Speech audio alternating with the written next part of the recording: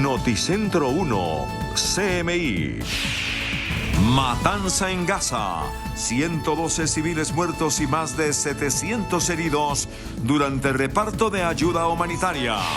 Hamás acusa a Israel de haber disparado a sangre fría contra los civiles. Fuerzas de Israel aseguran que la tragedia es producto de una estampida desatada por el caos. Putin amenaza a la OTAN con armas nucleares. Biden y Trump asisten el mismo día a la frontera con México. Maduro desestima los acuerdos con la oposición y anuncia un nuevo acuerdo con la sociedad civil venezolana. Buenas noches, bienvenidos a las noticias. Tragedia en el norte de Gaza. Al menos 112 civiles palestinos murieron y 700 más quedaron heridos mientras esperaban ayuda humanitaria. Israel rechaza su responsabilidad. Desde el estallido de la guerra entre Israel y Hamás, la población civil de Gaza sufre una crisis humanitaria que cada día aumenta por los constantes combates que no dejan ingresar a diario los camiones con ayuda para los civiles que han perdido todo. En las últimas horas, en el norte de Gaza ingresó un convoy con ayuda humanitaria, a lo que la muchedumbre desesperada por el hambre corrió para recibir la ayuda. Ante el desespero de no alcanzar a la repartición, empezaron a asaltar los camiones que estaban cerca de los tanques israelíes, lo que terminó en una tragedia, dejando sin vida al menos 112 personas y al menos 700 heridas, en su mayoría mujeres y niños, de la cual nadie se responsabiliza y culpan a los civiles de lo ocurrido. Hoy se elevó a más de 30.000 la cifra de personas muertas en la guerra en Gaza, iniciada el 7 de octubre. The Secretary General is appalled by the tragic human toll of the conflict in Gaza, in which more than 30,000 people have now reportedly been killed and over 70,000 injured.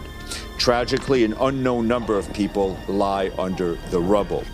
The Secretary General condemns the incident today in northern Gaza. Este episodio llega después de que el gobierno gazatí denunciara las primeras muertes de niños por inanición. Y es que luego de la tragedia que cobró la vida de centenares de personas, Israel niega haber provocado el incidente, mientras la autoridad sanitaria del enclave palestino dice que el ejército israelí abrió fuego contra los civiles. Tras la tragedia en el norte de Gaza, las autoridades sanitarias gazatíes controladas por Hamás dijeron que las fuerzas israelíes abrieron fuego contra los civiles mientras esperaban la entrega de ayuda humanitaria. Pero Israel cuestionó la cifra de muertos y dijo que muchas de las víctimas fueron atropelladas por los camiones. No IDF strike was conducted towards the aid convoy. I want to repeat that. No IDF strike was conducted towards the aid convoy. On the contrary, the IDF was there conducting a humanitarian operation to secure the humanitarian corridor and allow the aid convoy to reach its designated distribution point. Aunque un oficial del ejército dijo que hubo dos incidentes. En el primero, decenas de personas murieron y resultaron heridas cuando intentaban tomar ayuda de los camiones y fueron atropelladas. Posteriormente, mientras los camiones se alejaban, dijo que hubo un segundo incidente, en el que algunas personas entre la multitud se acercaron a las tropas y se sintieron amenazadas, por lo que abrieron fuego matando a civiles.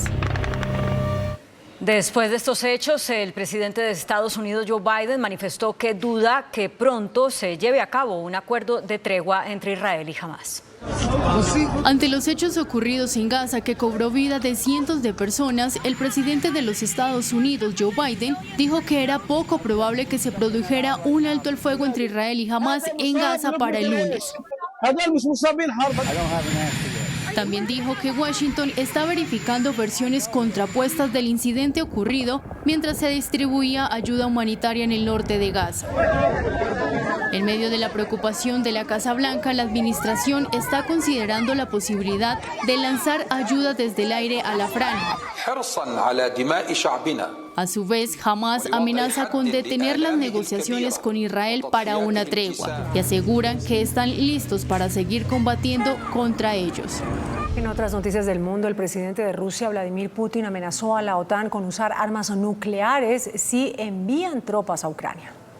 En un discurso sobre el estado de la nación, el presidente ruso dijo que las consecuencias de un despliegue de tropas aliadas en el país invadido serían trágicas, advirtiendo que Rusia también tiene armas que pueden alcanzar objetivos en su territorio. Необходимо укрепить группировки на западном стратегическом направлении, чтобы нейтрализовать угрозы, связанные с очередным расширением НАТО на восток, втягиванием в альянс Швеции и Финляндии. El mandatario ruso aseguró que Occidente intenta que la Federación Rusa cometa el mismo error que la Unión Soviética de verse involucrada en una carrera armamentística. Putin también acusó a Occidente de olvidar lo que es la guerra y de provocar los conflictos en Ucrania y en el Medio Oriente. En otros temas, la inflación en Estados Unidos cayó en 2,4% interanual en enero, lo que representa una baja en comparación con diciembre. La inflación evolucionó en direcciones opuestas en enero en Estados Unidos, cayendo en un año pero aumentando en un mes, según el índice PCE, el favorito del Banco Central Fed, publicado este jueves por el Departamento de Comercio. El alza de los precios al consumo cayó hasta el 2,4% interanual en enero, frente al 2,6% de diciembre como se esperaba. Pero en la medición mensual, el avance fue del 0,3% frente al 0,1% anterior. Los analistas, sin embargo, esperan un aumento de algo más fuerte de un 0,4%. Por su parte, esta medida de inflación favorecida por el Banco Central se propone bajar la inflación al 2% lo antes posible. Joe Biden y Donald Trump visitaron al tiempo Texas y la frontera sur de Estados Unidos. Ambos líderes buscan el respaldo electoral ante uno de los temas más difíciles de la campaña, la migración. El presidente demócrata Joe Biden y su posible rival republicano para las elecciones de noviembre, Donald Trump, realizaron visitas paralelas a la frontera sur de Estados Unidos. Por una parte, Trump criticó la política de Biden sobre su manejo del tema migratorio. Incredible people, but this is a Joe Biden invasion. This is a Biden invasion over the past 3 years. I call him Crooked Joe because he's crooked. He's a terrible president, the worst president our country's ever had. Probably the most incompetent president we've ever had. Por otro lado, Biden criticó a los legisladores republicanos por rechazar un esfuerzo bipartidista para endurecer las políticas de inmigración. The U.S. Senate needs to reconsider this bill, and those senators who oppose it need to set politics aside and pass it on merits, not on whether it's going to benefit one party or benefit the other party. It's about whether it benefits the American people. Esta especie de duelo en Texas se produce cuando un número récord de cruces de migrantes por pasos no autorizados hacia Estados Unidos crea una amenaza para las posibilidades de Biden de impedir el regreso de Trump al poder. El incendio en Texas deja por lo menos 2 personas muertas y más de 400.000 hectáreas calcinadas. Las conflagraciones forestales han obligado a las autoridades a evacuar a más de 30.000 familias. El incendio se encuentra entre los más grandes ocurridos desde que se comenzaron a llevar registros confiables en los 80 del siglo pasado. El equipo médico de la Casa Blanca presentó un nuevo informe del estado de salud del presidente de Estados Unidos, Joe Biden. Según los especialistas, el mandatario sigue en condiciones óptimas para cumplir con su deber y sus responsabilidades sin excepción. Este informe es publicado en medio de una campaña para un nuevo mandato presidencial por parte del líder demócrata de 81 años. En Estados Unidos, la policía de Florida reportó un nuevo tiroteo que dejó una persona muerta y al menos 10 heridas. El hecho sucedió en el barrio Iron Wish Drive, en una zona considerada de las más seguras en Orlando. Según la policía, se recibieron varios reportes de una balacera y al llegar a la zona de alarma, las autoridades encontraron un cadáver y al menos 10 personas heridas en la vía pública. El cordón de seguridad policial aisló el lugar del tiroteo mientras los equipos forenses recogían los casquillos de bala y las distintas muestras para iniciar la investigación y así determinar las causas del incidente. Orlando es la 8ª ciudad de Florida en un índice de criminalidad encabezado por Daytona Beach. Estados Unidos supera las 20.000 muertes por violencia con armas anuales. El gobierno de Venezuela desconoció el acuerdo de Barbados firmado en octubre pasado con la oposición y lo sustituyó por una nueva propuesta electoral para este año. La Asamblea Nacional de Venezuela reunió 27 propuestas con diferentes fechas para realizar las próximas elecciones presidenciales del país y las entregará al Consejo Nacional Electoral el viernes para un análisis. Y esto es una provocación. Asegurando que la propuesta de cronograma electoral firmada hoy por sectores políticos, sociales y religiosos sustituyen el acuerdo pactado entre la opositora Plataforma Unitaria Demócrata y el gobierno en Barbados en octubre pasado. Este acuerdo es el desarrollo del acuerdo de Barbados y lo sustituye, porque lo más puede lo menos. Teoría de conjunto. O sea, el acuerdo de Barbados es un subconjunto de este conjunto. Entre las propuestas, estipularon que ciudadanos residentes en Estados Unidos y Argentina no podrán votar. Naciones Unidas reportó que en Venezuela murieron 6 presos políticos entre 2019 y 2022. El capitán de corbeta, un líder indígena, 4 activistas perdieron la vida luego de ser torturados y de no recibir atención médica oportuna. Estos hechos se presentaron en la época en que Michelle Bachelet, alta comisionada de Derechos Humanos del organismo internacional, y sus delegados visitaron Venezuela. La ONU acusó al gobierno de Nicaragua de abusos que constituyen crímenes contra la humanidad. Los expertos dicen que el mandato del presidente Daniel Ortega sumió al país en una espiral de violencia marcada por la persecución de toda forma de oposición política. El informe también advierte que la represión alcanzó a los cientos de miles de personas que huyeron de ella, principalmente hacia Estados Unidos y Costa Rica. El ejército de Estados Unidos anunció una reducción en su estructura, quitará alrededor de 24.000 puestos. Esto equivale a un 5% del número de personas con las que trabaja actualmente. Según el Pentágono, esta decisión apunta a una reorganización significativa de las capacidades militares del país. Ahora piensan enfocarse en prepararse mejor para operaciones de combate a gran escala frente a adversarios más sofisticados. La reestructuración también prevé la reubicación de 7.500 soldados en misiones consideradas críticas para sus nuevos objetivos. Un dron igualó la velocidad de un auto Fórmula 1, superando los 300 kilómetros por hora y marcando un nuevo récord.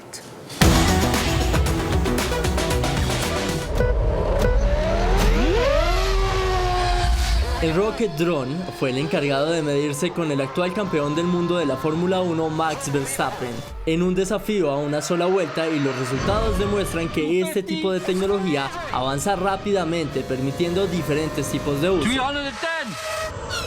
El dispositivo alcanza una velocidad máxima de 350 km por hora y puede acelerar de 0 a 300 en tan solo 2 segundos. Con menos de 1 kilogramo de peso, el dron está equipado con una cámara de alta resolución que puede grabar en 4 y 5K, con una profundidad de color de 10 bits, garantizando imágenes nítidas y detalladas durante todo el vuelo. Pero el éxito del dispositivo radica en su potencial para transformar las retransmisiones deportivas, ofreciendo a los espectadores una nueva perspectiva inmersiva en las carreras de Fórmula 1 o de deportes similares, con la capacidad de seguir de cerca los autos que van a una alta velocidad y que realizan giros drásticos en pocos segundos. CMI presenta Pregunta a Yamil. Muy buenas noches. El Departamento Administrativo Nacional de Estadística, DANE, reveló hoy que la tasa de desocupación en el total nacional fue del 12.7% en el mes de enero, mientras que para el mismo mes del año pasado fue del 13.7%. Es decir, la desocupación bajó 1 punto en el total nacional.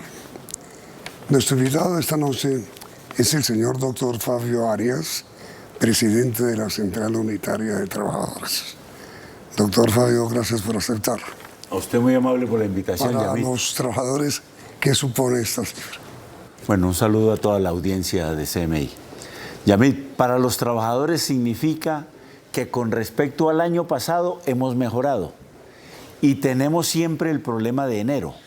En el problema de enero es que siempre con respecto a las cifras inmediatamente de los meses anteriores siempre crece, porque los meses de octubre, noviembre y diciembre son meses que, pensando en los naturales gastos y consumos que se producen en diciembre, siempre hay una mejor tendencia del empleo.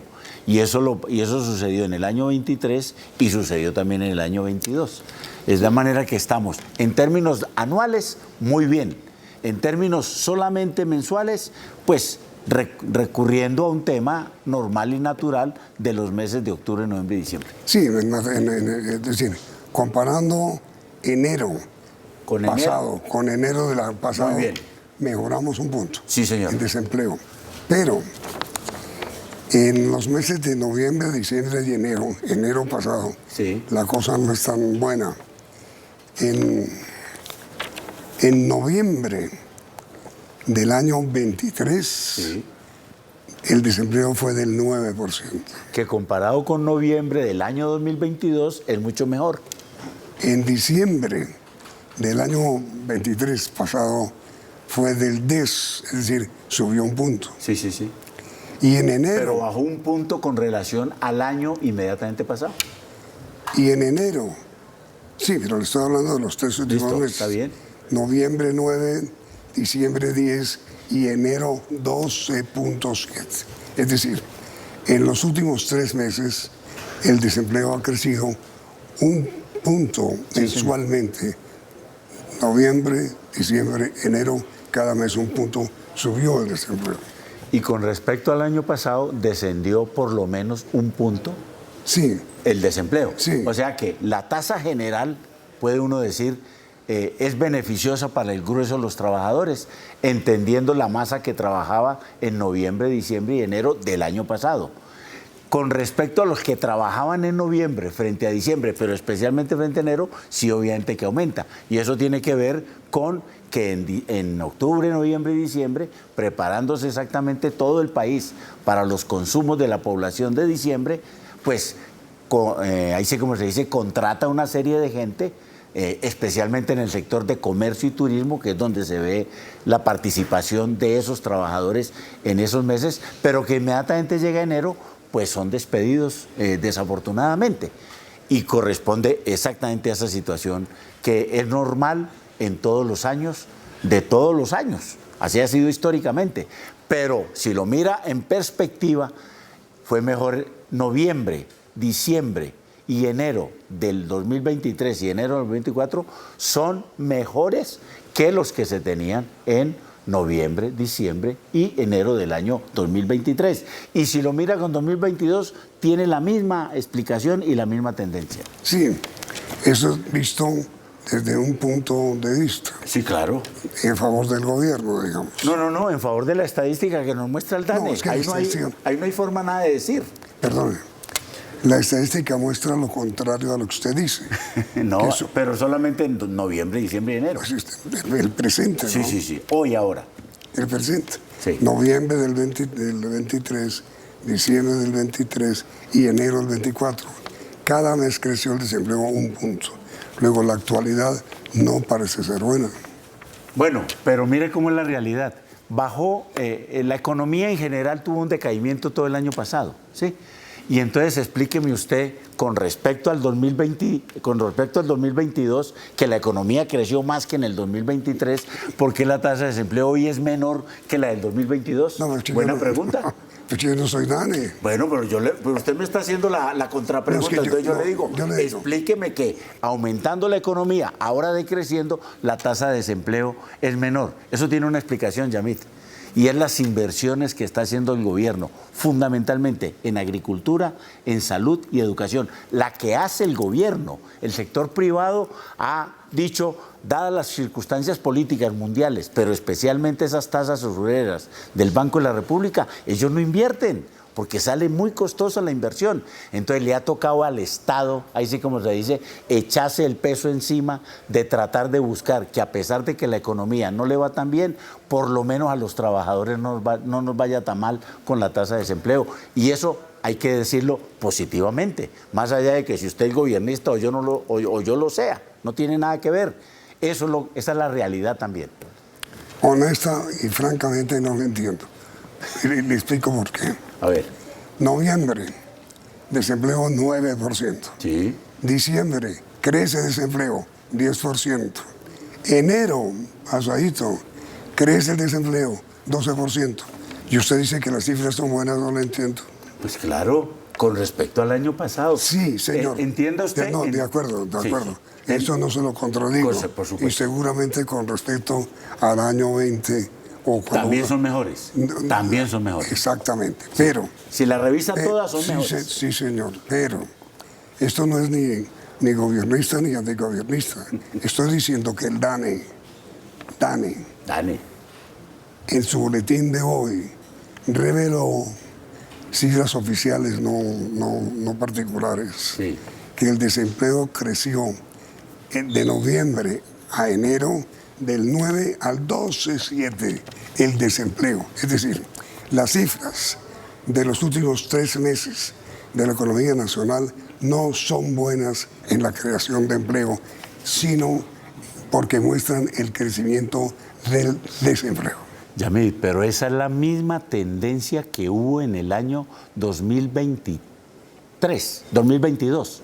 Es decir, los meses de octubre, noviembre, diciembre y enero, si los mira usted con respecto al 2022 de las datos de que da el DANE, exactamente muestran lo mismo.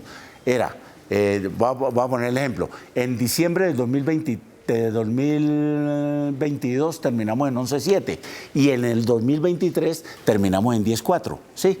Es decir, esa tendencia también la teníamos en el año pasado. Por eso hay que esperar que empiece nuevamente la economía a desarrollarse en las condiciones normales que hay. Es decir, este bache que hay siempre en enero, que repito, siempre sucede, posteriormente empieza a sostenerse en el tiempo para que esa estadística final de los meses vuelva y se reproduzca que ha definitivamente caído el desempleo. Ahora, eso no va a ser porque yo lo estoy diciendo en este momento. Tendrán que haber condiciones específicas de si este año el gobierno, ¿sí?, logra hacerle entender al Banco de la República que las tasas de usura que hoy tienen que rebajarlas. Y las pueden hacer porque la inflación ha descendido. Si esas dos cosas suceden, con absoluta seguridad que la tasa de desempleo vuelve y se restablece positivamente para nosotros los trabajadores, y esa tendencia de octubre, noviembre, diciembre y enero en el 2024 y el 2025 va a ser favorable a los trabajadores,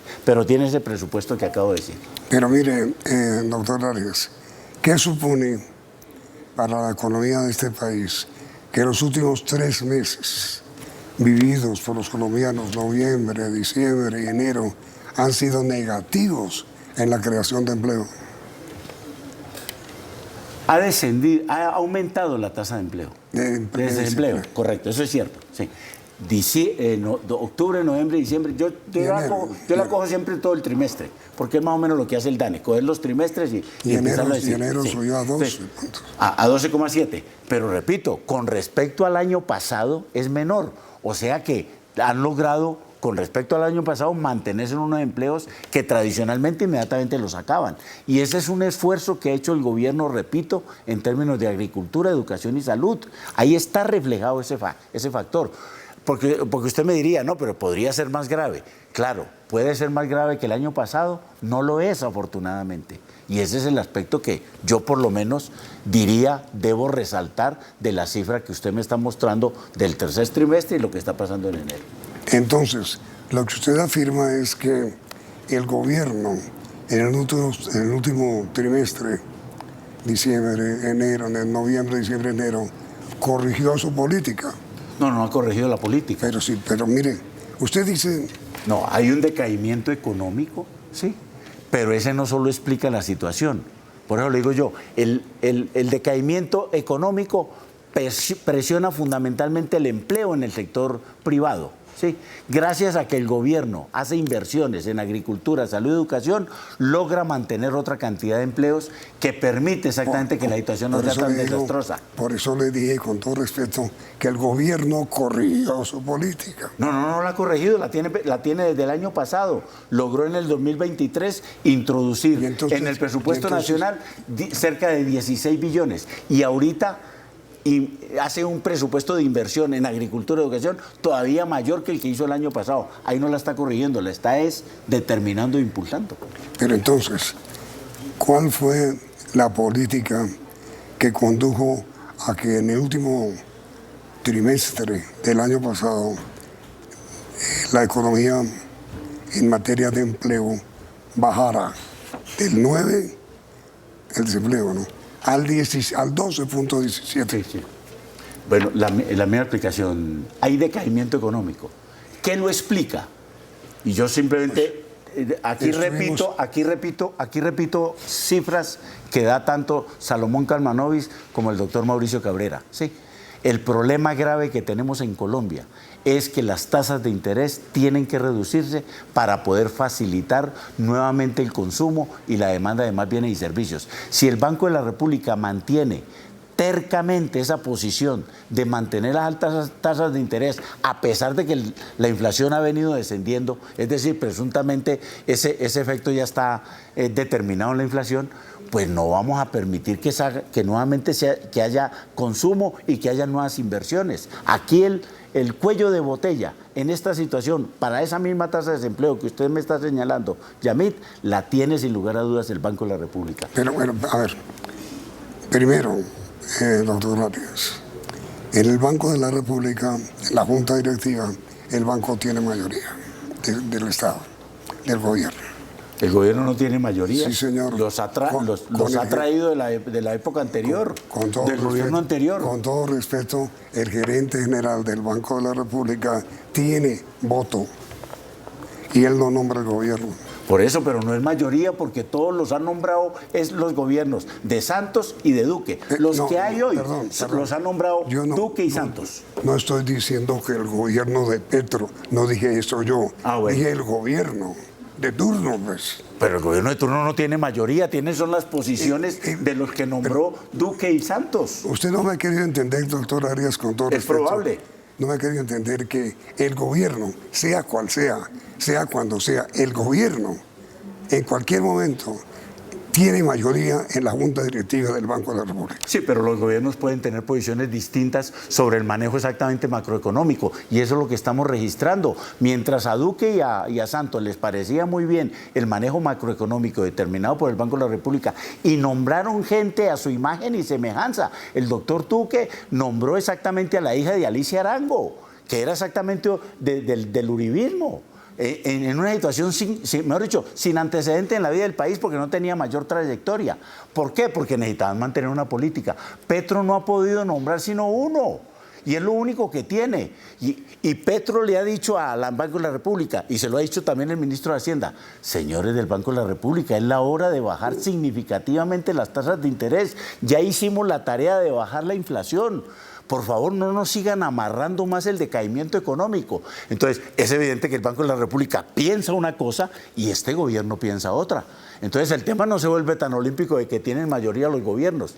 Este gobierno es distinto al de Duque y al de Santos, en términos del manejo macroeconómico. A ver, mire, doctor Arias, qué pena contradecirlo, pero mire, la Junta Directiva del Banco de la República ha actuado manejando las tasas de interés para poder controlar la inflación. Esa ha sido política de todos los últimos gobiernos, sin excepción. Pero del Banco de la República, no de todos los gobiernos. Este gobierno está diciendo una y otra vez que mantener esas altas tasas de interés, habiendo ya caído la inflación, no tiene ninguna justificación macroeconómica. Doctor Arias, de nuevo, el gobierno del doctor Duque dijo lo mismo que está diciendo, lo mismo. Y el banco se mantuvo en su posición independiente, en el sentido de que su función, según la Constitución del 91, es fundamental, contener la inflación. y para eso tenía que mantener altas las tasas de interés. Pero ahí tenemos una diferencia con respecto exactamente a la apreciación que tenemos nosotros sobre si esa autonomía, esa independencia del Banco de la República obliga a mantener unas condiciones que le sirve a quién, Yamil, discúlpeme, única y exclusivamente le sirve al capital financiero. Es que estamos frente a en vez de servirle ahí sí como se dice, a la producción, realmente a que la economía crezca en materia agropecuaria e industrial, que es rebajando las tasas de interés, ¿sí? Aquí solamente les interesa mantener altísimas tasas de interés para que los inversionistas del capital financiero se llenen de plata, obviamente a expensas de la economía real en la agricultura. Y esa es la gran diferencia. Y Gustavo Petro y el ministro de Hacienda, Bonilla, le han dicho una y otra vez al Banco de la República que no puede seguir con esa ortodoxia neoliberal que definitivamente contrae la economía, y el sector agropecuario y el sector industrial sufren exactamente ese problema. Mientras eso no se resuelva, y eso significa que tienen visiones distintas sobre el manejo de la economía, ¿sí? Inclusive sobre el Banco de la República, por supuesto. Mire, con todo respeto, doctor Arias, el país estuvo al borde de la recesión. Sí. Muy bien. Las altas tasas de interés que fija el Banco de la República tienen un objetivo fundamental: contener la inflación, para que no haya capacidad de consumo. Eso es clarísimo. Que la gente no tenga capacidad de consumo. ¿Para que qué? Para que no crezca la demanda. Sí, sí. ¿Para qué? Para que no suba la inflación. Sí. Pero es que la inflación ya bajó. No, pero a ver, estaba en 13,21, terminó exactamente en marzo del año pasado. Sí, y ya estamos en 8,13 en enero. Bajó un punto mientras que hicieron 10 puntos. No, señor, estaba en 13,21 y hoy está en 8,23. Claro. Ha bajado 5 puntos y no le han bajado a la tasa de interés sino 0,5 puntos en todo este tiempo. La banca privada también ha bajado las tasas de interés en la medida en que el Banco Central baja la tasa de interés. Pero no es significativo, Yamil, y usted lo entiende. Esa no es decisión mía. Pues por eso yo la critico y la rechazo, porque si ya ha bajado la inflación, ¿por qué mantener las tasas de interés aquí tan altas? Entonces, es que solamente ha bajado 0,5 puntos. Lo que usted dice es la Junta Directiva del Banco de la República tiene que seguir bajando las tasas de interés. Pero de manera significativa, no a esta cuentagotas que nos tiene, porque así es imposible reactivar la economía. Necesitamos que evidentemente el crédito se vuelva barato, para que la gente tenga acceso y pueda invertir y pueda consumir, porque son las dos cosas.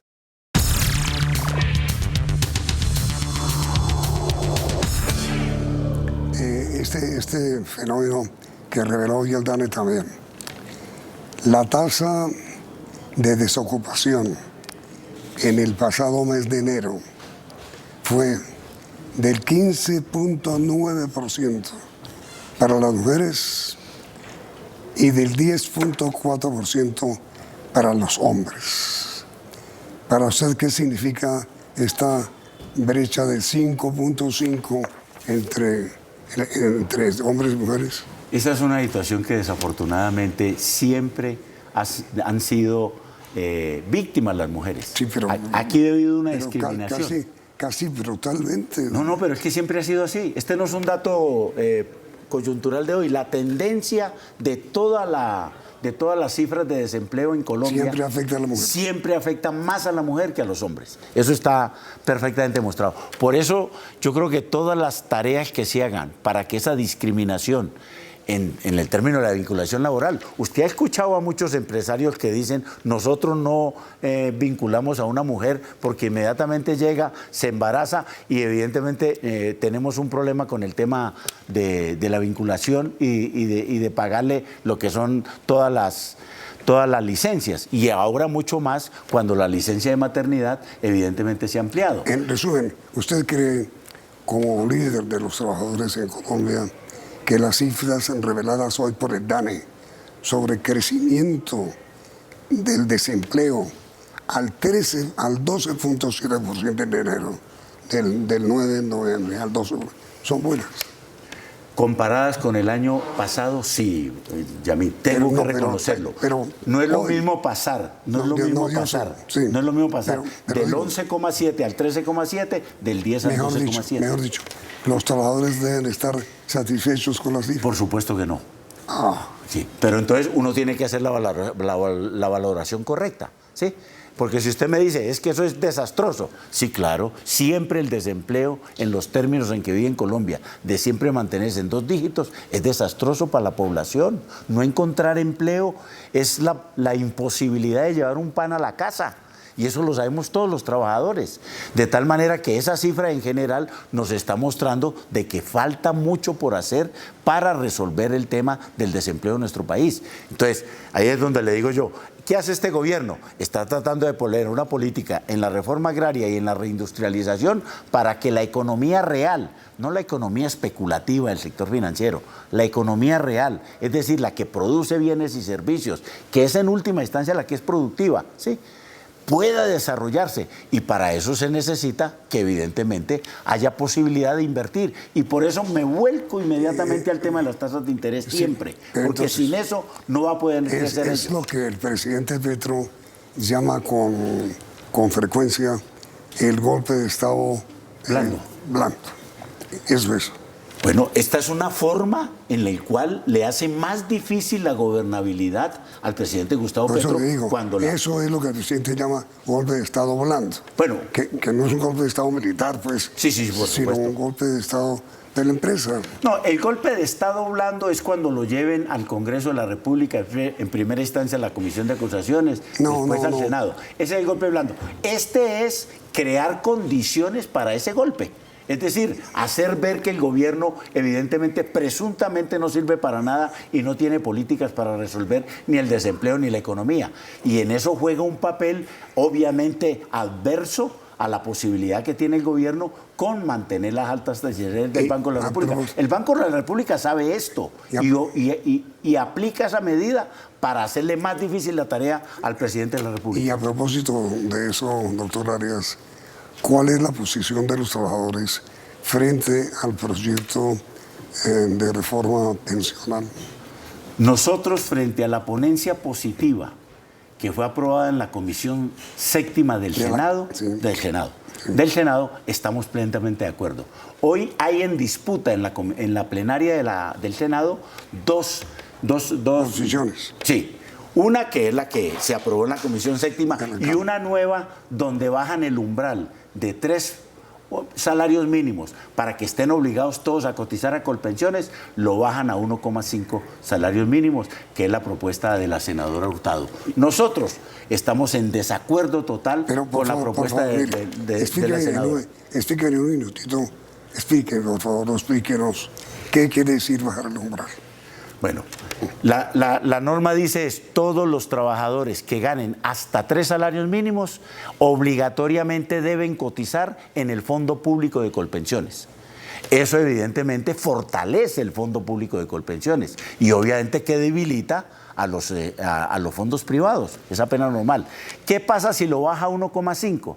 Pues que el fortalecimiento del sector público es mínimo, ¿sí? Y lo que hace es castigar entonces a todos los trabajadores que tienen más de 1,5 salarios mínimos la posibilidad de tener una pensión de acuerdo a la tasa de reemplazo que se aplica en el régimen público frente al régimen privado, cuya diferencia más o menos es que la tasa de reemplazo en los fondos públicos es del 65%, en cambio en el sector privado será en el mejor de los casos del 35%. Es decir, entonces, si usted los pone solamente hasta 1,5, sigue beneficiando a los fondos privados.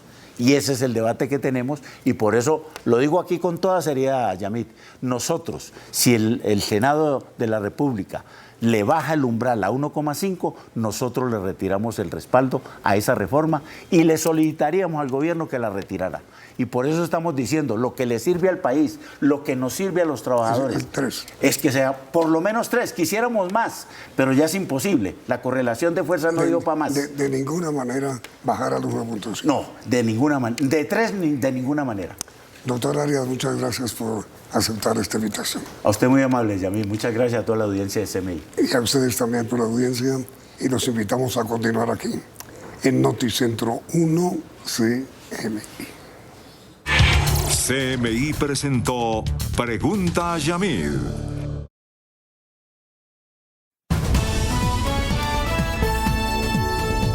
Noticentro 1, CMI.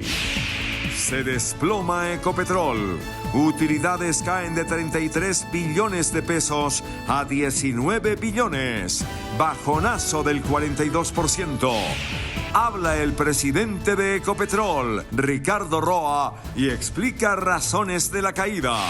El gobierno espanta la inversión extranjera, afirma presidente de la Asociación Colombiana de Minería. Renuncia director de gestión de riesgo por polémica sobre carrotanques para La Guajira. Gobierno denuncia penal y disciplinariamente a saliente director de gestión de riesgo. La decisión de carrotanques fue equivocada, dice exdirector de riesgos Javier Pava. Carrotanques adquiridos no sirven para suministrar agua en la Alta Guajira, denuncia senador de ese departamento. La Corte baja a 1000 semanas cotización para mujeres en fondos privados. Nueva condena de 15 años a Carlos Gustavo Palacino, expresidente de Saludco. Hay 1.800 grupos armados en el país, se revela la Policía Nacional. Entregan alimentos en mal estado a estudiantes en Kennedy y Ciudad Bolívar. Desempleo en Colombia sube con respecto a diciembre, pero baja sobre enero del año pasado. El Mundo Hoy, 112 civiles palestinos, mujeres y niños asesinados en Gaza. Iniciamos nuestra segunda hora de noticias. Ecopetrol reportó una disminución de sus utilidades en el 2023. De acuerdo con la compañía, las ganancias alcanzaron los 19,1 billones de pesos, lo que equivale a una caída de 42,8%.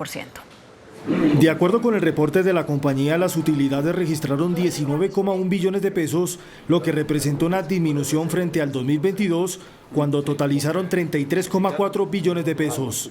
Se presenta una reducción del 42%. Sin embargo, el monto presentado en 2023 es el segundo mejor dato en las ganancias de Ecopetrol en los últimos 8 años. El presidente de la petrolera, Ricardo Roa, destacó los resultados, los cuales son positivos pese a los menores precios del barril del petróleo y los impactos de la reforma tributaria. En el precio del mercado en el referente internacional, una reducción de $17 respecto del año 2022, donde alcanzamos los $99 por barril de crudo. Aquí en el año 23 el cierre fue 82.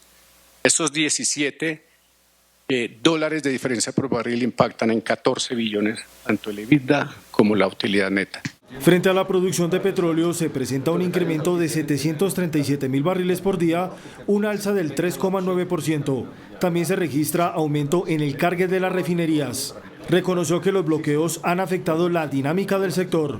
Un alto crecimiento de estas afectaciones de orden público por distintas circunstancias, alguna de ellas, debo reconocerlo, compromisos adquiridos previos por parte de Ecopetrol con las regiones y con las comunidades en estas zonas donde hay una mayor afectación. Para el caso del gas, se trabaja en medidas para cubrir el déficit y la disminución de las reservas de los últimos años. Explorar la alternativa más viable que tenemos desde lo económico y desde lo técnico, desde la infraestructura, y es la reactivación de ese contrato que hay suscrito desde el año 2007 entre PDVSA y Ecopetrol.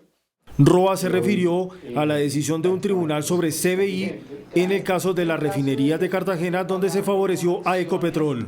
Son acciones por el 19,9% de participación en McDermott que adquiriría Reficar como parte de ese reconocimiento económico. Resaltó las cifras reportadas por Interconexión Eléctrica ISA y los proyectos que desarrollará la compañía este año.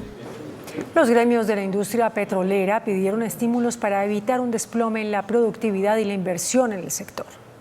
Para los gremios del sector, los mensajes del gobierno han afectado sus propios intereses. Ejemplo de ello son los menores ingresos de Ecopetrol en 2023, los cuales se vieron afectados por la reforma tributaria y la disminución en los precios internacionales del crudo.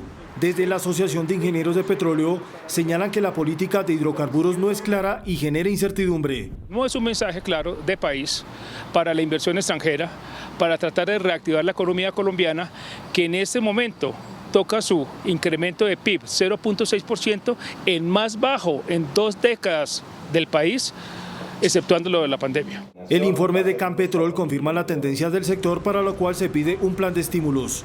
Generar políticas públicas que incentiven esa posibilidad de que los proyectos pasen los económicos y generar bienestar y trabajo en las zonas de influencia petrolera. La situación de la industria petrolera sigue poniendo en riesgo cerca de 20.000 puestos de trabajo. Las medidas que ha adoptado el gobierno del presidente Gustavo Petro están espantando la inversión extranjera en el sector minero. Eso fue lo que advirtió el presidente de la Asociación Colombiana de Minería, Juan Camilo Nariño. Inconformismo con el decreto 044 de este año, que delimita la actividad minera en el país temporalmente, expresó la Asociación Colombiana de Minería.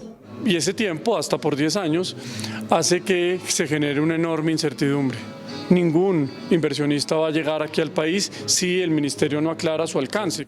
Dice que es sana la política del gobierno Petro de hacer transición energética, pero que sin la minería no se puede realizar. La minería hoy aporta alrededor del 30% de las exportaciones del país, el 3% del Producto Interno Bruto y unos aportes fiscales que deben hacer parte de estas reflexiones. El año pasado fueron en unos aportes fiscales, en aportes de regalías y el impuesto de renta, más unas contribuciones adicionales, una cifra cercana a los 20.7 billones de pesos.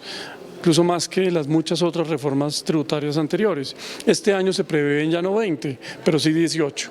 El dirigente gremial dice que en todo el territorio nacional los grupos delincuenciales están afectando la actividad minera. Olmedo López presentó renuncia a la dirección de la unidad de riesgo tras el escándalo por la compra de carrotanques para suministrar agua en La Guajira.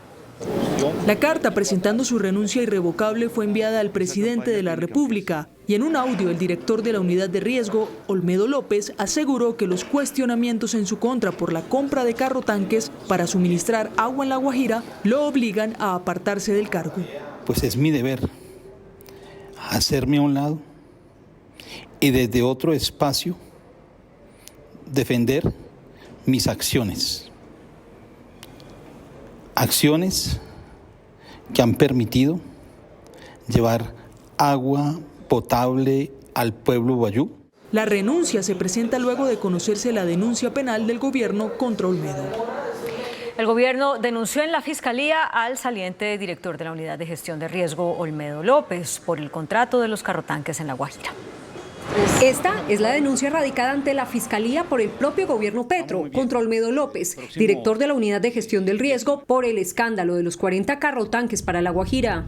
Esto no es ningún fuego amigo, eso es una lucha frontal contra la corrupción y contra la impunidad en Colombia. Este cuadro demostraría el cartel entre las empresas que presentaron cotizaciones para quedarse con el contrato por 46.800 millones de pesos. Comparten representantes legales, revisores fiscales y hasta los mismos contadores. El intercambio de representantes legales entre las 6 empresas que encontramos, la misma contadora, el mismo revisor fiscal, exesposas como representantes legales o suplentes.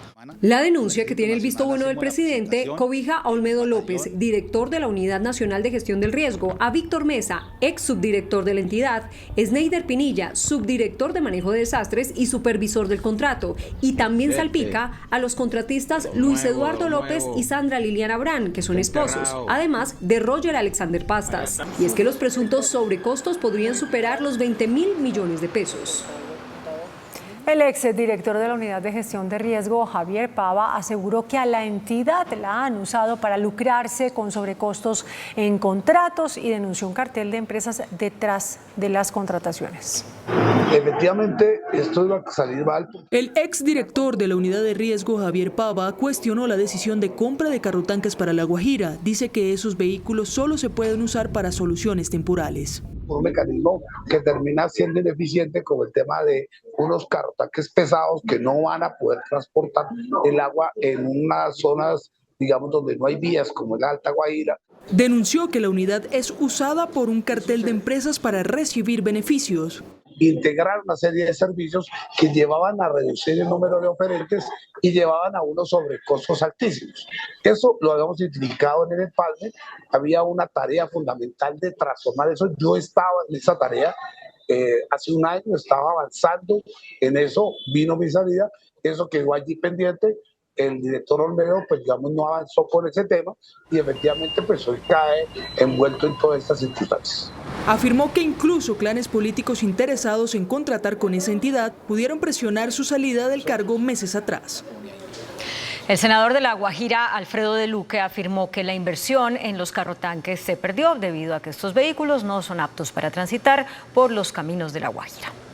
Allá está uno enterrado, aquí mismito, por Tete.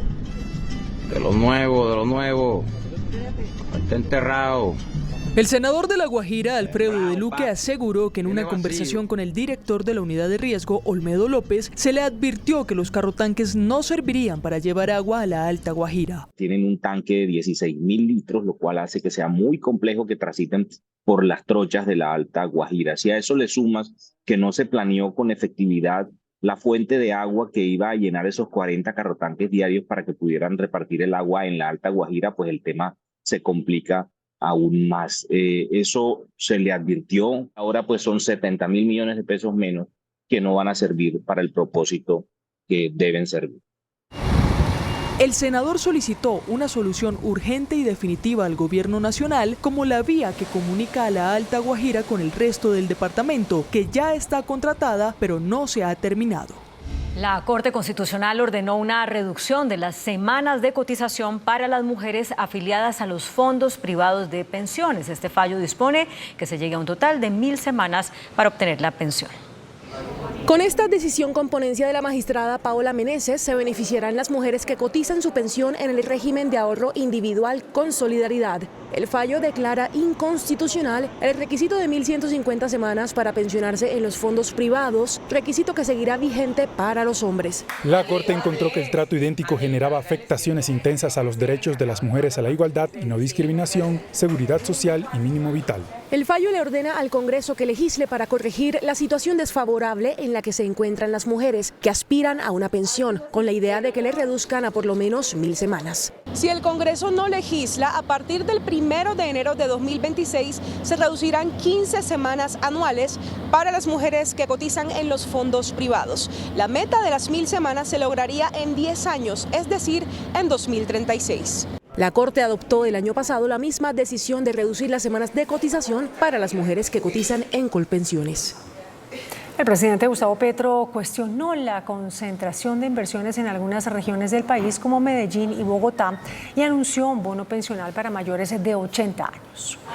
Durante su participación en el Congreso Nacional de Municipios, el presidente Gustavo Petro aseguró que adultos mayores de 80 años tendrán su pensión asegurada. Nosotros vamos a comenzar este programa aún sin la ley para mayores de 80 años, porque nos alcanzan los recursos hasta ahí. Todo anciano o anciana mayor de 80 años sin pensión va a recibir una pensión del gobierno colombiano. Por otro lado, el mandatario se refirió a la inversión en el país en los últimos 20 años y cuestionó el hecho de que el Estado colombiano se haya enfocado principalmente en 2 regiones. La más grande inversión pública de Colombia en los últimos 20 años está localizada, concentrada literalmente en 2 regiones. Del sur de Medellín, el Poblado, hacia Río Negro, se extiende un poco hacia la región cafetera. Y del norte de Bogotá hacia la sabana norte de Bogotá. Finalmente propuso eliminar los operadores del ICBF debido a que se roban los recursos y no van a los menores de edad y que la entidad ofrezca la atención directamente a los niños en el país. Un juez impuso una pena de 15 años de prisión al expresidente de la EPS Saludcop, Carlos Palacino, por hechos de corrupción.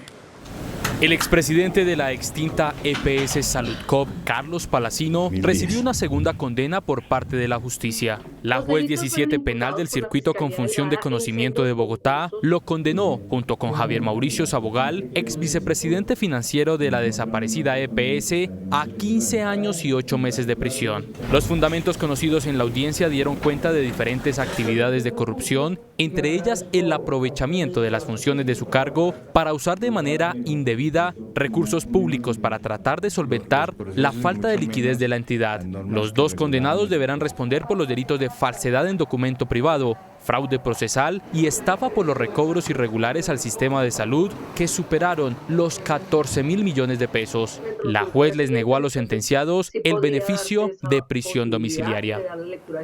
La Policía Nacional reconoció que en Colombia se han conformado más de 1.800 grupos de delincuencia que afectan la seguridad en ciudades principales como Bogotá.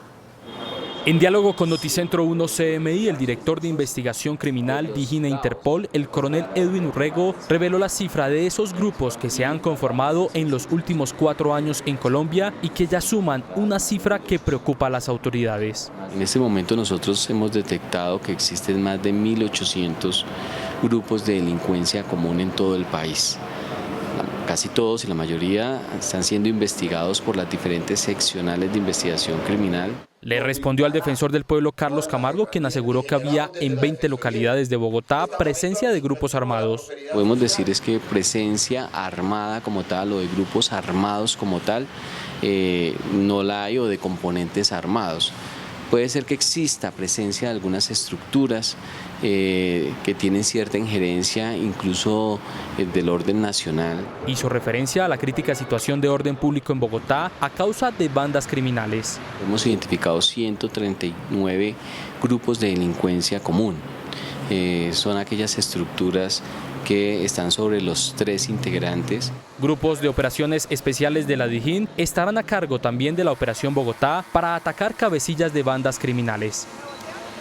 Los grupos armados de Colombia han aumentado en más de un 80% y ponen en riesgo la gobernanza en los territorios. Esto fue lo que dijeron analistas del conflicto al respaldar el informe presentado por la Oficina de Derechos Humanos de Naciones Unidas, que llama al gobierno a recuperar la gobernabilidad en los territorios.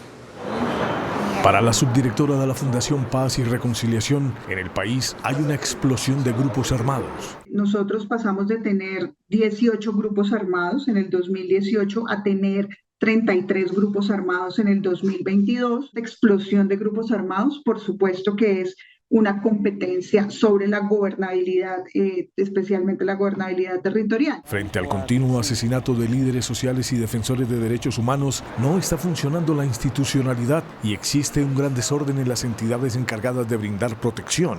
Ordenar la casa, y ordenar la casa es ordenar el Ministerio del Interior y ordenar la Unidad Nacional de Protección, que está manga por hombro.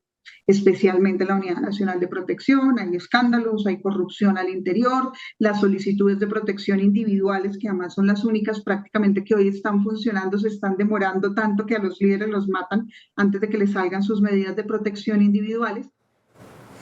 Es inminente el inicio de la mesa de diálogos de paz con la segunda Marquetalia al mando de Iván Márquez. Hoy se conoció la lista de negociadores de ese grupo al margen de la ley. Al frente de la delegación estará José Aldinever Sierra, alias El Zarco Aldinever, uno de los hombres de plena confianza de Iván Márquez y el segundo al mando de la organización. Tras la muerte del Mono Jojoy, fue el comandante del bloque oriental de las extintas FARC. El tercero en la línea de mando, Walter Mendoza, también será uno de los negociadores. Es uno de los guerrilleros históricos de las ex-FARC. En la mesa también estará el jefe de los llamados comandos de frontera, Giovanni Andrés Rojas, alias Araña, quien es la voz poderosa en el Putumayo y ahora en el Caquetá, donde mantiene enfrentamientos con la estructura Carolina Ramírez. También estará en la mesa Alberto Cruz Lobo, alias Enrique Marulanda, uno de los 13 hijos del que fuera máximo comandante de las FARC, Manuel Marulanda Vélez o Tiro Fijo. Presidente Petro. Otros que estarán en el equipo de diálogos serán Allende, jefe del Grupo Coordinador de Occidente, y Luis André Figueroa Marín, más conocido como Popeye e integrante de los comandos de frontera. La Comisión de Acusación de la Cámara de Representantes citó a declarar a Ricardo Roa, actual presidente de Ecopetrol y exgerente de la campaña Petro Presidente. El funcionario fue requerido como parte de la investigación sobre una posible financiación irregular en la campaña presidencial. La célula legislativa también pidió una revisión en las cuentas reportadas en el Consejo Electoral. Hoy fue capturado por agentes de la Fiscalía el exalcalde de Tuluá, John Jairo Gómez Aguirre, y otros 4 exfuncionarios de esa administración. Según la investigación, los detenidos presuntamente están involucrados en casos de corrupción relacionados con las bandas criminales que delinquen en este municipio del centro del Valle del Cauca. Se les imputaría los delitos de concierto para delinquir agravado e interés indebido en la celebración de contratos. Profesores de Bogotá denunciaron que la comida que reciben por el programa de alimentación escolar del distrito está llegando a los colegios en pésimas condiciones. Profesores de algunos colegios distritales de Bogotá denuncian que los alimentos de los refrigerios de los estudiantes están llegando en pésimas condiciones. ¿Qué es lo que le llega a los estudiantes? Mandarinas en estado de putrefacción, bananos a punto de no ser comestibles, en algunas ocasiones no se pueden comer. Una manzana probablemente podrida por todo lado. Aseguran que la situación es repetitiva y solicitan al distrito fortalecer los controles de calidad de los alimentos. Desde la Secretaría de Educación dicen que son casos particulares, pero que garantizan que los alimentos que llegan a los niños en su gran mayoría están en buenas condiciones. Nos hacen llegar los casos, nosotros vigilamos, estamos para mejorar. Si tenemos que llamar atención a alguno de los proveedores de alimentos, lo hacemos. El presupuesto distrital para el programa de alimentación escolar en Bogotá es superior a los 700.000 millones de pesos. 112 civiles perdieron la vida y más de 700 resultaron heridos en medio de un ataque que Israel niega. Los hechos se dieron cuando esperaban recibir ayuda humanitaria en el norte de Gaza. Cientos de personas murieron en Gaza tras un incidente en torno a camiones de ayuda humanitaria, cuando los civiles desesperados por el hambre se abalanzaron sobre los 30 camiones que llevaban suministros de comida, lo que terminó en una tragedia, dejando sin vida al menos 112 personas y 700 heridas. Sin embargo, las autoridades sanitarias gazatíes controladas por Hamas dijeron que las fuerzas israelíes abrieron fuego contra los civiles mientras esperaban la entrega, pero Israel cuestionó la acusación y dijo que muchas de las víctimas fueron atropelladas por los camiones. No IDF strike was conducted towards the aid convoy. I want to repeat that. No IDF strike was conducted towards the aid convoy. On the contrary, the IDF was there conducting a humanitarian operation to secure the humanitarian corridor and allow the aid convoy to reach its designated distribution point.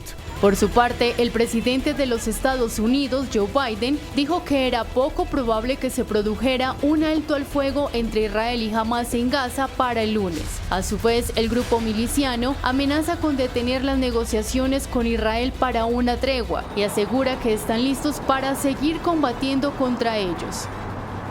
El gobierno de Colombia rechazó la muerte de más de 100 ciudadanos palestinos en el norte de la Franja de Gaza. Dice que las tropas israelíes dispararon de manera indiscriminada.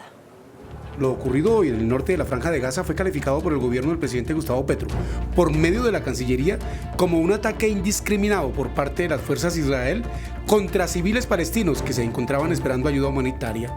En un comunicado, la Cancillería dice: el Estado de Israel debe cumplir sin dilación sus compromisos internacionales con el derecho internacional y el derecho internacional humanitario, así como las medidas provisionales solicitadas por la Corte Internacional de Justicia.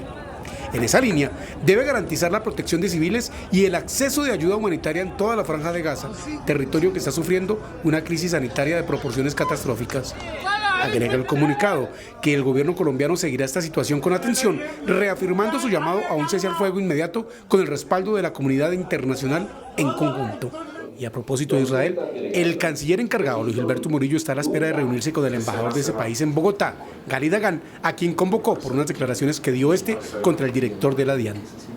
El presidente Gustavo Petro ordenó suspender la compra de armas a Israel. El jefe de Estado tomó esta decisión luego de conocer lo sucedido hoy en Gaza. Tras conocer estas imágenes que dan cuenta del asesinato de 100 palestinos, el presidente Gustavo Petro, a través de su cuenta en X, ordenó suspender todo tipo de compra a ese país. Pidiendo comida, más de 100 palestinos fueron asesinados por Netanyahu. Esto se llama genocidio y recuerda el holocausto, así a los poderes mundiales no les guste reconocerlo. El mundo debe bloquear a Netanyahu. Colombia suspende toda compra de armas a Israel. El mensaje empeora la ya maltrecha relación con Israel, gobierno con el que Colombia mueve anualmente más de $1.000 millones en armas, tecnología, maquinarias, entre otros elementos. Es de las pocas balanzas comerciales con superávit para nuestro país. La embajadora de Colombia en Israel, Margarita Manjarrés, ya cumple 4 meses en consultas. Entre tanto, 2 millonarios contratos están en vilo luego del anuncio del presidente Gustavo Petro de suspender las compras a Israel. El general en retiro Guillermo León, excomandante de la Fuerza Aérea y presidente de la Asociación de Oficiales Retirados de las Fuerzas Militares de Colombia, expresó preocupación por contratos que ya están firmados entre Colombia e Israel para la actualización de equipos militares. Uno que tiene que ver con la capacidad de artillería del Ejército Nacional, como es la compra de los cañones autopropulsados, y por otra parte la adquisición de un sistema de defensa antiaérea por parte de la Fuerza Aérea Colombiana. Contratos millonarios.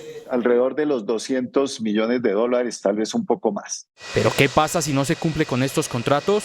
Lo que va a suceder muy seguramente son las demandas y, por supuesto, las penalizaciones respectivas. También se refirió a la actualización de los Kafir, aviones que entran en obsolescencia y de los cuales ya hay 3 detenidos. Quedarían los aviones Kafir en muy poco tiempo en tierra, porque hay un flujo de repuestos que provienen de Israel, así como reparaciones que se efectúan en este país. Afectaciones en comunicaciones. Podría verse afectadas las comunicaciones que en el área y en el nivel táctico no permitirían las coordinaciones respectivas para poderlas desarrollar. La entrevista la concedió el general en retiro Guillermo León a Noticentro 1 CMI vía Zoom.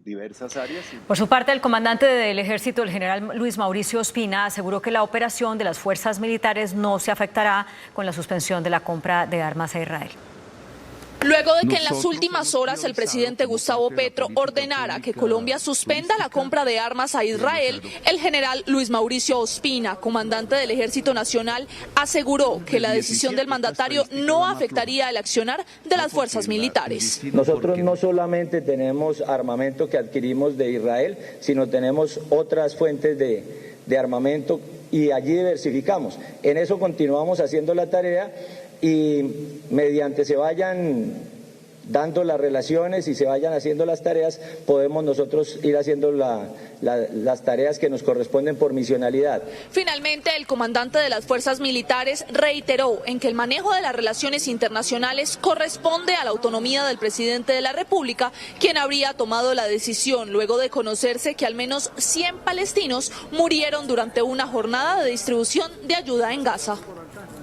El ex embajador de Estados Unidos, Víctor Rocha, se declarará culpable de cargos de espionaje. El presidente de Rusia, Vladimir Putin, amenaza con usar armas nucleares. Biden y Trump visitan la frontera de Estados Unidos con México. Las noticias del mundo en Noticentro 1 CMI. El presidente ruso Vladimir Putin advirtió a Occidente de que Rusia dispone de armas que pueden alcanzar objetivos en su territorio y que sus amenazas crean un riesgo real de guerra nuclear si le brindan ayuda a Ucrania. El ex diplomático colombiano Víctor Manuel Rocha, ex embajador de Estados Unidos, arrestado en Miami en diciembre pasado y acusado de varios cargos criminales relacionados con fraude y espionaje para Cuba durante 40 años, se declaró culpable en una corte de Miami.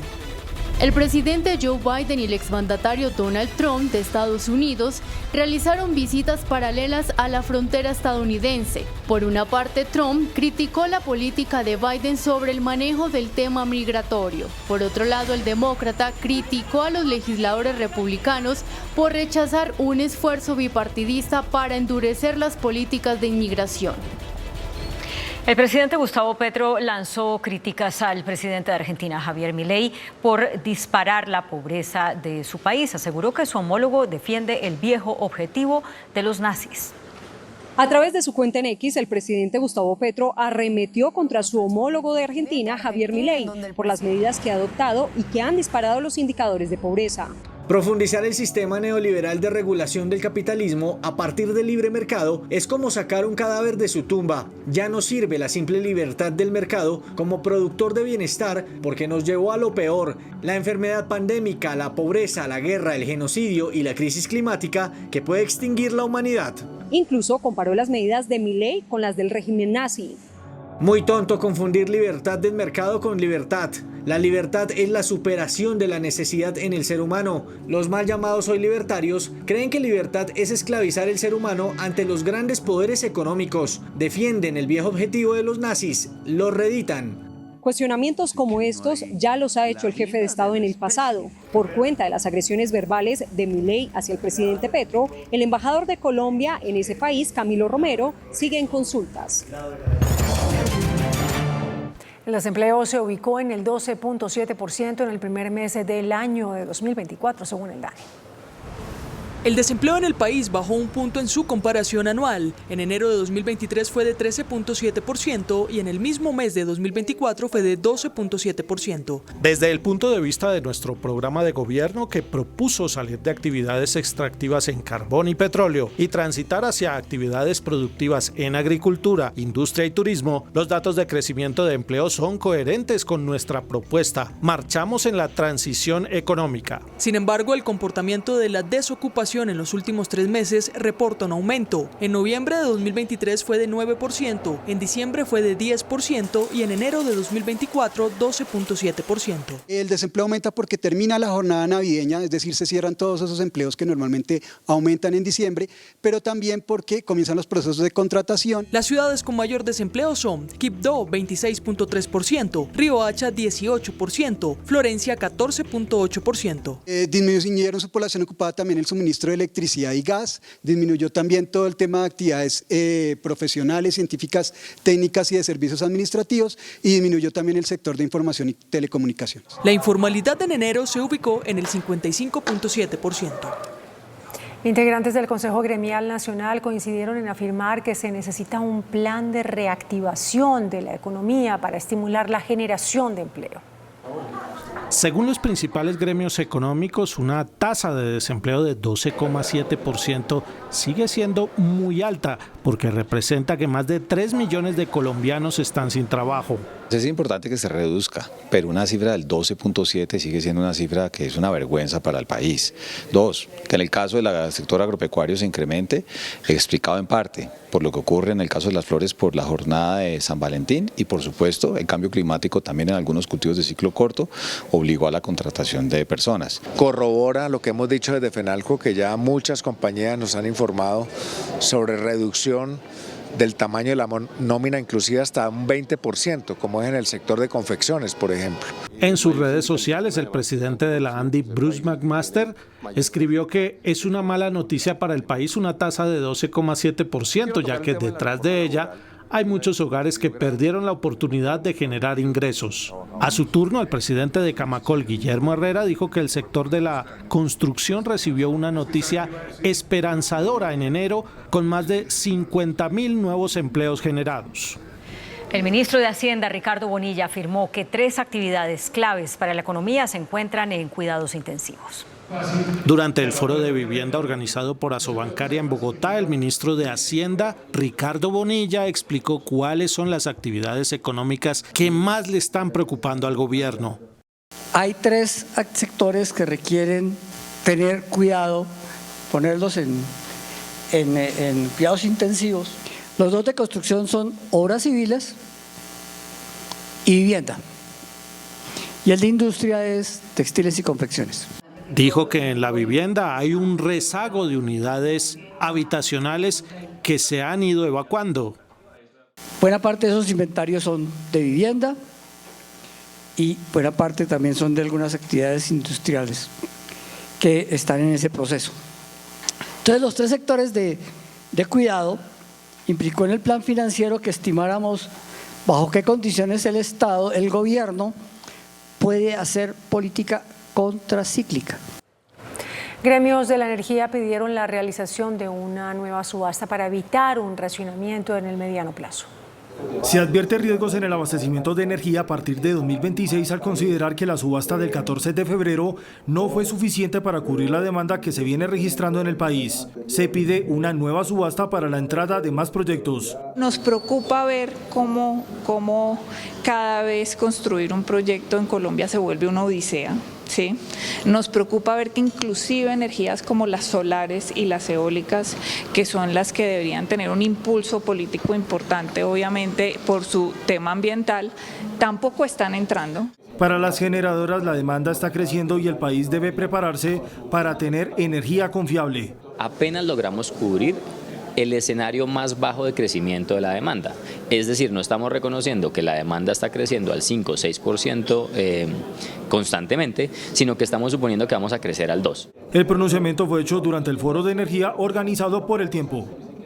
La Procuraduría requirió a la Casa de Nariño para que informe por qué no ha cumplido con un fallo que ordena que se hagan las designaciones de los comisionados de la regulación de la Comisión de Regulación de Energía y Gas, la CREG. El fallo que ordenó nombrar a los expertos de dedicación exclusiva en la CREG es del Tribunal Administrativo de Cundinamarca. La Procuraduría instó al gobierno para que agilice esos nombramientos. La Superintendencia de Subsidio Familiar reportó un aumento en el número de personas que se han formalizado y se han afiliado a las cajas de compensación. La superintendente de Subsidio Familiar encargada reveló a Noticentro 1 CMI que mientras en el año 2021 había 9,9 millones de afiliados a las cajas de compensación, hasta el 31 de diciembre del año pasado la cifra subió a 10,7 millones.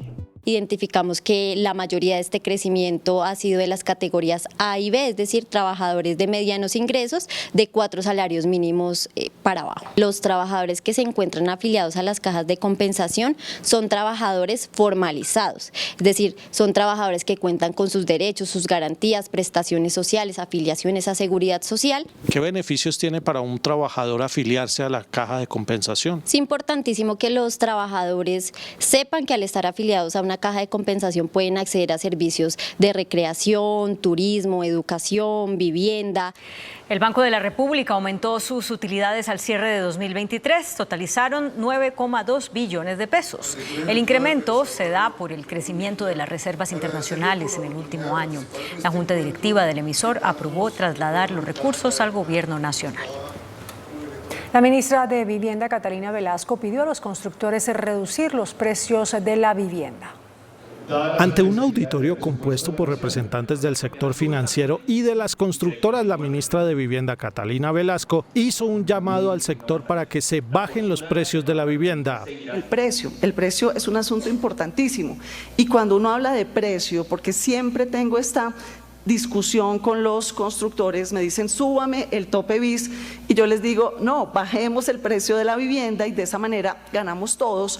Uno ve suelo, uno ve materiales de la construcción y uno ve trámites como determinantes del precio de la vivienda. Entonces, ahí también hay oportunidades importantes para trabajar. Según el DANE, en el cuarto trimestre del año anterior, los apartamentos habían subido 12,4%, mientras que las casas 11,2%. El índice de capitalización de la bolsa, que mide el comportamiento de las 25 principales acciones, cerró a la baja. El índice selectivo MSCI Colcap de la Bolsa de Valores de Colombia bajó 0,89% a 1.274 puntos. La acción de Celsia fue la que más subió, con una valorización de 3,59% a 3.750 pesos. La acción del Banco Avevillas fue la que más bajó, con una pérdida de 11,11% a 2.240 pesos. La acción más negociada de la jornada fue la de Preferencial Bancolombia, al movilizar más de 49.000 millones de pesos, con una variación negativa de 0,62% a 32.080 pesos. El dólar cerró a la baja. Indicadores económicos en Noticentro 1 CMI. La tasa representativa del mercado que regirá para mañana viernes será de 3.931 pesos con 31 centavos. Los profesionales del cambio compran la divisa en promedio entre 1.760 pesos y la venden entre 1.800 pesos. Un euro cuesta 4.252 pesos con 50 centavos. La libra de café en Nueva York se cotizó a $1.84. El azúcar se transó en 21,10 centavos de dólar la libra. El barril de petróleo WTI se cotizó en $78.30. La referencia Brent para Colombia se cotizó en $82.02. Una acción de Ecopetrol cuesta 2.290 pesos. Hasta aquí Noticentro 1 CMI.